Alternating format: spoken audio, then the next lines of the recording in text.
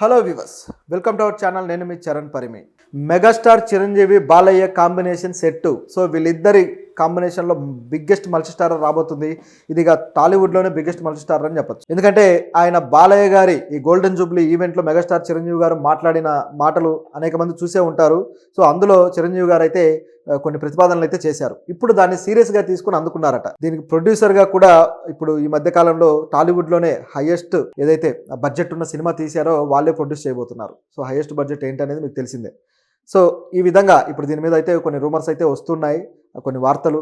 అలాగే చిరంజీవి గారు దీన్ని సీరియస్గా తీసుకొని ప్రొడ్యూసర్స్ని రైటర్స్ని కూడా ఇప్పుడు కొలాబరేట్ చేస్తున్నారు అనేది వార్త.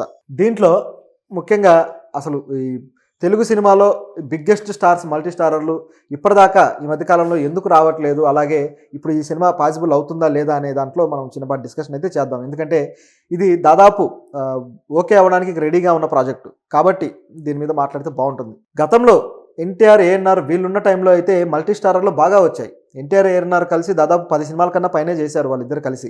సో చాలా సినిమాలు, అది ఒక సినిమా ఆయన కృష్ణుడిగా, అలాగే ఏఎన్ఆర్ గారు అర్జునుడిగా ఒక సినిమా ఉంటుంది. సినిమా పేరు మర్చిపోయి, కృష్ణార్జున యుద్ధమేమో బహుశా, నాకు గుర్తులేదు. ఆ సినిమా గయోపాఖ్యానం ఎపిసోడ్ నుంచి తీసుకొని చేసిన సినిమా అది. సో చాలా బాగుంటుంది అది కూడా. అయితే తర్వాత వీళ్ళిద్దరూ సత్యం శివం అని చెప్పేసి ఒక సినిమా, సత్యం శివం సుందరం అనుకుంటా. తర్వాత చాలా సినిమాలు ఉన్నాయి ఇప్పుడు ఎన్టీఆర్, ఏఎన్ఆర్ చేసినవి, గుండమ్మ కథ కావచ్చు, ఇట్లాంటివి. ఆ తర్వాత అంటే ఇంత పెద్ద స్టార్లు చేసిన తర్వాత వాళ్ళ తర్వాత జనరేషన్ కూడా అదే విధంగా అందుకొని చేశారు. అసలు అక్కడ ఫ్యాన్ వార్లు లేవు, ఈగోలు లేవు, ఏమీ లేవు. ఎవరి ఫ్యాన్స్ వాళ్ళు ఆ హీరో కనపడప్పుడు పండుగ చేసుకున్నారు. కృష్ణ గారు, ఎన్టీఆర్ గారు చాలా చేశారు. అలాగే కృష్ణ గారు, ఏఎన్ఆర్ గారు కూడా చేశారు. సో ఆ టైంలో కృష్ణ గారు, ఎన్టీఆర్ గారి కాస్త రైవలరీ ఉన్న తర్వాత కొద్దిగా ఆ ఫ్యాన్ వార్లు అనేవి కొంచెం రంగరించుకున్నాయి. అంటే గతంలో ఎన్టీఆర్కి, ఏఎన్ఆర్కి కూడా ఫ్యాన్ వార్లు ఉన్నాయి, కానీ వాళ్ళు కలిసి నటించి వాటి మీద కొద్దిగా అవి రూపుమాపడానికి ప్రయత్నించారు తప్పితే మరొకటి కాదు. ఒక్కో సందర్భంలో ఒక్కో హీరో తమ పాత్ర ఇమేజ్ని కూడా తగ్గించుకొని మరీ చేశారు. ఏఎన్ఆర్ గారు అలా చేసిన వ్యక్తి. అదేవిధంగా కృష్ణ గారు, ఎన్టీఆర్ గారు చేసిన సినిమాల్లో కూడా కృష్ణ గారు కొద్దిగా తన పాత్ర ఇమేజ్ తగ్గించుకొని చేసినవి ఉన్నాయి. ఓ ఇట్లా అంటే వాళ్ళు లెజెండరీ సీనియర్లు కాబట్టి వీళ్ళు ఆటోమేటిక్గా తగ్గడం అనేది సహజమే. కానీ కృష్ణ గారు అలాగే శోభన్ బాబు గారు చేసినప్పుడు మాత్రం కొన్ని వివాదాలు చెలరేగుతూ అప్పటి నుంచి ఫ్యాన్ వార్లు కాస్త ఫైర్గా తయారయ్యాయి. ముందడుగు సినిమాకి సంబంధించి అనుకుంటా కృష్ణ గారికి ఎక్కువ సీన్లు ఉన్నాయి, లేకపోతే శోభన్ బాబు గారికి తక్కువ సీన్లు ఉన్నాయనో, లేకపోతే కృష్ణ గారు ఒక కోటు ఎక్కువ వేసుకున్నాడు, శోభన్ బాబు గారు ఒక కోటు తక్కువ వేసుకున్నాడు వాళ్ళు వేసుకునే డ్రెస్సులు. సో దానికి కూడా గొడవలు పడ్డారనమాట ఫ్యాన్స్. సో అంత తీవ్రంగా ఉండేది. కృష్ణ గారి పాటలు వస్తే పరశురు గోపాలకృష్ణ గారు చెప్పారు ఆయన పాడ్కాస్ట్లో, వీటిల్లో కృష్ణ గారి సాంగ్స్ వస్తే ఏమో శోభన్ బాబు గారి ఫ్యాన్స్ లేచి వెళ్ళిపోతారంట థియేటర్లోంచి. అలాగే శోభన్ బాబు గారి సాంగ్స్ వస్తే ఏమో కృష్ణ గారి ఫ్యాన్స్ వెళ్ళిపోతారట. సో ఇట్లా ఉండేది ఆ రోజుల్లో పరిస్థితి అని చెప్పారు. సో అట్లా ఆ రోజుల్లో నిజంగానే ఉంది. అలాగే కొంచెం వాళ్ళ జనరేషన్ దాటిన తర్వాత కూడా కొద్దిగా స్టార్ హీరోలు చేయలేదు, కానీ మీడియం రేంజ్ హీరోలు అయితే చేశారు. సుమన్ గారు, భానుచందర్ గారు ఇటువంటి హీరోలు అయితే మల్టీ స్టారర్లు చాలా చేశారు. కానీ స్టార్ హీరోలకు వచ్చేసరికి మాత్రం ఇంకా అది సాధ్యం కాలేదు. చాలా ట్రై చేసి కూడా కొన్ని ఏదో ప్రాజెక్టులు వర్కౌట్ చేద్దామని ప్రయత్నించి కూడా ఆగిపోయిన సంఘటనలు ఉన్నాయట. సో అట్లా ఆ రోజుల్లో చిరంజీవి గారు, బాలకృష్ణ గారు, నాగార్జున గారు, వెంకటేష్ గారు వీళ్ళు కలిసి చేయడానికి ఎందుకో ఇష్టపడలేదు ఆ రోజుల్లో. ఎందుకంటే సొంతంగా ఫ్యాన్ బేస్ని ఏర్పాటు చేసుకుంటూ వాళ్ళు దృష్టి అంతా వేరే విధంగా ఉండేది అనుకుంటా. ఐ థింక్ నెంబర్ 1 పొజిషన్కి వెళ్ళాలన్నట్టుగా అలా వెళ్ళిపోయింది. అయితే చిరంజీవి గారు వేరే హీరోలతో చేసినా సరే ఆ హీరోలతో చేసే టైంకి చిరంజీవి గారు పెద్ద స్టార్ అయితే కాదు. ఎన్టీఆర్ గారితో చేశారు, అదేవిధంగా కృష్ణ గారితో కొన్ని చేశారు, శోభన్ బాబు గారితో చేశారు. ఆ టైంకి ఈయన పెద్ద స్టార్ అయితే కాదు, ఒక మంచి ఆర్టిస్ట్గా ఉండేవాళ్ళు, మంచి పేరు అయితే వచ్చేది ఆయనకి. కానీ ఇప్పుడు చూసుకుంటే చాలా కాలం పాటు, దాదాపు 30 ఏళ్ల పాటు, 30-40 ఏళ్ల పాటు మల్టీ స్టార్, బిగ్గెస్ట్ స్టార్లు మల్టీ స్టారే లేకుండా చేసి పడేశారు మన హీరోలు. దానివల్ల ఒక మంచి డిఫరెంట్ కథలు రావడానికి కూడా అవకాశం లేకుండా పోయింది. ఎప్పుడు అదే రొడ్డకొట్టుడు కథలు. దిగామా ఇక విలన్ గాడు, వాడు ఏదో మినిస్టరో, ఎమ్మెల్యేనో ఏదో అయ్యి ఉంటాడు, లేకపోతే సీఎం కూడా అయ్యి ఉండొచ్చు విలను. సో వెళ్తారు, ఇక వాడి కూతురునో చెల్లెలనో లవ్ చేయడాలు, ఇంకా తర్వాత కొట్టుకోవడాలు. ఒక రొడ్డకొట్టుడు మా సినిమాలు తయారు చేసి తెలుగు ఇండస్ట్రీని ఒక విధమైన కంటెంట్గా తయారు చేసి పెట్టారు. నిజానికి ఒక దశలో అయితే తెలుగు ఇండస్ట్రీ సినిమాలంటే గౌరవం పోయిన పరిస్థితి కూడా ఉంది. ఇప్పుడు గత 7-8 ఏళ్ళుగా, 10 ఏళ్ళుగా అయితే కొంత పర్వాలేదు నిజం చెప్పాలంటే. కానీ ఈ 10 ఏళ్ల క్రితం మాత్రం తెలుగు సినిమా అంటే ఇక ఇదే పద్ధతి, ఇదే ఉంటుంది అని చెప్పేసి ఒక విధమైన దురభిప్రాయం కన్నడ ఇండస్ట్రీ కావచ్చు, తమిళ్, మలయాళం అన్ని ఇండస్ట్రీల్లో, హిందీ వాళ్ళలో కావచ్చు, ప్రతి చోట ఇదే పేరు పడిపోయింది. ఇప్పుడు తేరుకుంటూ ఉండేసరికి ఇప్పుడు కాస్త మంచి సినిమాలు వస్తున్నాయి, కొత్త జనరేషన్ వచ్చి సినిమాలు తీస్తుంది, కొత్త కంటెంట్కి హీరోలు కూడా రెడీ అయిపోయారు. ఇంకా చెప్పాలంటే సీనియర్ హీరోలు ఇప్పుడు కాస్త మల్టీ స్టార్లు చేయడానికి ఇంట్రెస్ట్ చూపిస్తూ వస్తున్నారు. 10 ఏళ్ల క్రితమే వీళ్ళు చేశారు. మహేష్ బాబు గారు, అలాగే వెంకటేష్ గారు. అదే క్లాస్ సినిమాగా చేశారు దాన్ని. కొంతవరకు వర్కౌట్ అయింది. తర్వాత ఇక నాగార్జున గారు, చిరంజీవి గారు చేద్దామనుకుని కూడా ఆగిపోయిన సినిమాలున్నాయి. సో ఇదంతా ఒక ఎత్తు అయితే, ఇప్పుడు నాగార్జున గారు వచ్చేసి రజనీకాంత్ సినిమాలో 'కూలీ' సినిమాలో యాక్ట్ చేస్తున్నాడు. లోకేష్ కనకరాజు డైరెక్టర్. సో నాగార్జున గారు గతం నుంచే కొద్దిగా మల్టీ స్టార్ల దారి పట్టారు ఆయన. ఆ మధ్య 'కార్తీతో ఊపిరి' సినిమా చేశారు. ఇట్లా ఇప్పుడైతే ధనుష్ తోటి తెలుగులో 'కుబేరా' సినిమా చేస్తున్నారు. సో ఆయన వచ్చారు. కాకపోతే ఆయన రావడం కూడా కొద్దిగా లేట్ అనే చెప్పాలి. ఎందుకంటే ఈలోపు ఆయన ఇమేజ్ కూడా చాలా వరకు డౌన్‌ఫాల్ అయిపోయింది. కొత్త జనరేషన్ వచ్చిన తర్వాత వాళ్ళు ఇమేజ్ పెంచుకుంటూ వెళ్తున్న క్రమంలో సీనియర్ల ఇమేజ్ కొద్దిగా డౌన్‌ఫాల్ అయిన మాట వాస్తవం. ఇప్పుడు మారడంతో కేవలం వీళ్ళు ఒక ప్యాడింగ్ ఆర్టిస్టులుగా పనికొస్తున్నారు తప్పితే, వీళ్ళను ఒక బిగ్గెస్ట్ స్టార్లుగా, మల్టీ స్టార్ సినిమాలను నిలబెట్టే స్టార్లుగా చూసే పరిస్థితి ఇప్పుడు లేదు. ఇది ఒక మైనస్ అయితే ఉంది. అయితే ఒక్క సినిమా చాలు వీళ్ళకి మళ్ళీ ఆ ఇమేజ్‌ను పుణికిపుచ్చుకోవడానికి. ఎందుకంటే వీళ్ళకి ఆల్రెడీ ఉన్న ఫ్యాన్ బేసే. ఇప్పుడు ఏంటంటే కాస్త ఇంట్రెస్ట్ తగ్గిపోతుంది అంతే.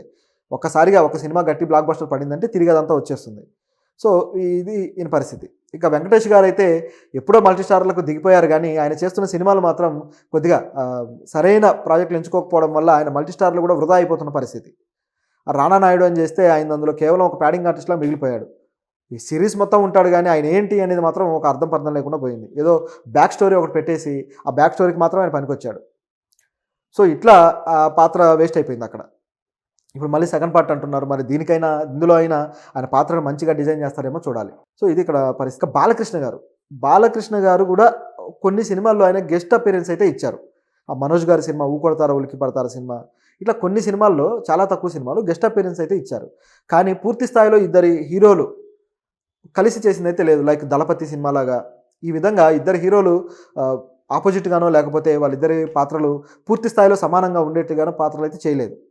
ఇప్పుడు అవకాశం వచ్చింది. చిరంజీవి గారు అయితే చాలా రోజుల నుంచి చెప్తున్నారు, నేను మల్టీ స్టార్ చేయాలని ఉంది అని. కానీ కథలు రాసి తీసుకెళ్లే డైరెక్టర్లు ఎవరు అనేది ఇక్కడ ప్రశ్న.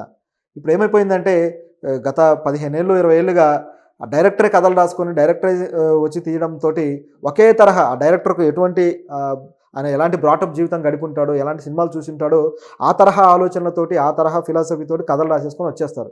అది ఒకే తరహా మోసధోరణి కనిపిస్తూ వస్తుందన్నమాట. రచయితలని సొంతంగా ఎంకరేజ్ చేసి కథా రచయితలని పిలిచి వాళ్ళ నుంచి కథలు తీసుకునే సంస్కృతి అనేది మన తెలుగు ఇండస్ట్రీలో బాగా తగ్గిపోయింది. ఇది కాస్త ఎంకరేజ్ చేస్తే చాలా కొత్త రకం కథలు వస్తాయి. వాళ్ళకి ఇచ్చేది ఎంత? ఆ డైరెక్టర్ తీసుకున్న దాంట్లో కేవలం 1% కూడా రాదు రచయితకి.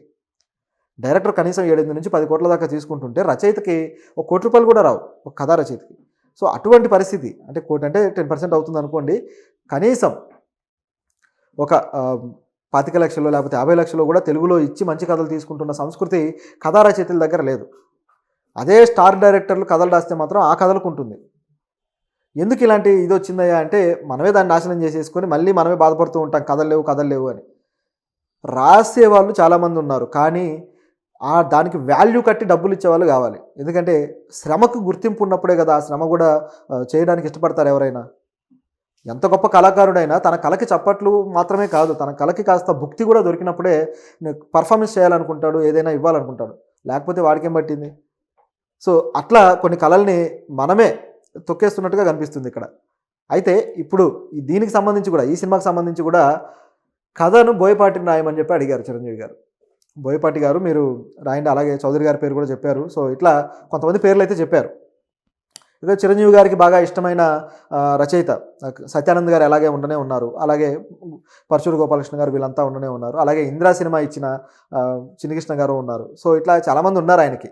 కాకపోతే వీళ్ళందరూ కొద్దిగా ముందు జనరేషన్ రైటర్లు అయినా సరే, రచన విషయంలోకి వచ్చేసరికి ఒకేసారి కొలాబరేటివ్గా 10 మంది రచయితలు కలిసి రాస్తారు చిరంజీవి గారి కథలు. ఇప్పుడు ఇంద్రా సినిమా కూడా చాలామంది దాంట్లో పార్టిసిపేషన్ చేశారు. బేసిక్ కథ చిన్నకృష్ణ గారిది అయినా పరశురు గోపాలకృష్ణ గారి పాత్ర దాంట్లో ఉంది. అదేవిధంగా వెంకటేశ్వరరావు గారి పాత్ర ఉంది. ఇట్లా చాలామంది ఉన్నాయి. అయితే ఇప్పుడు ఇంద్రా, సమరసింహారెడ్డి 2 పాత్రల్ని ఈ బేస్ చేసుకొని మీరు రాయొచ్చు కదా అని అద్భుతమైన ఐడియా ఇచ్చారు చిరంజీవి గారు.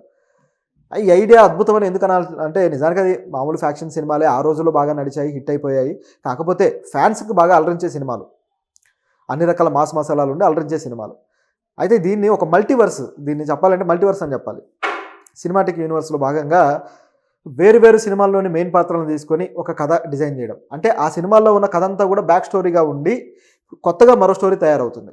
సో ఇలాంటి ప్రయోగమే విక్రమ్ సినిమాలో చేశారు లోకేష్ కనకరాజు గారు. ఆల్రెడీ గతంలో ఎప్పుడు 30 ఏళ్ల క్రితం తీసిన 'విక్రమ్' అనే సినిమా, ఏజెంట్ విక్రమ్, కమల్ హాసన్ గారిది. దాన్ని ఒక బ్యాక్ స్టోరీగా పెట్టి దానికి తరువాత సీక్వెన్స్‌గా ఈ కథను రాశారు. అలాగని ఇది పూర్తి స్థాయిలో సీక్వెల్ అనడానికి కూడా లేకుండా పోయింది. ఎందుకంటే 'ఖైదీ' అనే సినిమా నుంచి మరో పాత్రని, అలాగే మరో సినిమా నుంచి మరో పాత్రని తీసుకొచ్చేసి ఇక్కడ ఏం చేశారంటే దీన్ని ఒక మల్టీవర్స్ కింద డిజైన్ చేశారు. సో అటువంటి ప్రయత్నం ఈ సినిమాతో చేయొచ్చు. తెలుగులో అలాంటి మల్టీవర్స్ ఏదో చేద్దామని ట్రై చేశారు కానీ 1, 2 సినిమాలు అవి వర్కౌట్ అవ్వలేదు. అసలు అది కుదరలేదు. ఆ సెటప్పే కుదరలేదు. కానీ దీనికి ఆ ఛాన్స్ ఉంది. ఇది ఖచ్చితంగా చేస్తే బాగుంటుంది. అలాగే ఫ్యాన్స్ కూడా కింద కామెంట్లు చూస్తుంటే దానికి సంబంధించి బి. గోపాల్ గారి సలహాలు తీసుకోండి, ఆయన పర్యవేక్షణలో చేయండి అని చెప్పేసి కామెంట్లు అనమాట. సో ఇంద్ర, అలాగే నరసింహానాయుడు, సమరసింహారెడ్డి సినిమాలతోటి బి. గోపాల్ గారు అంత ఇంపాక్ట్ ఇచ్చారు.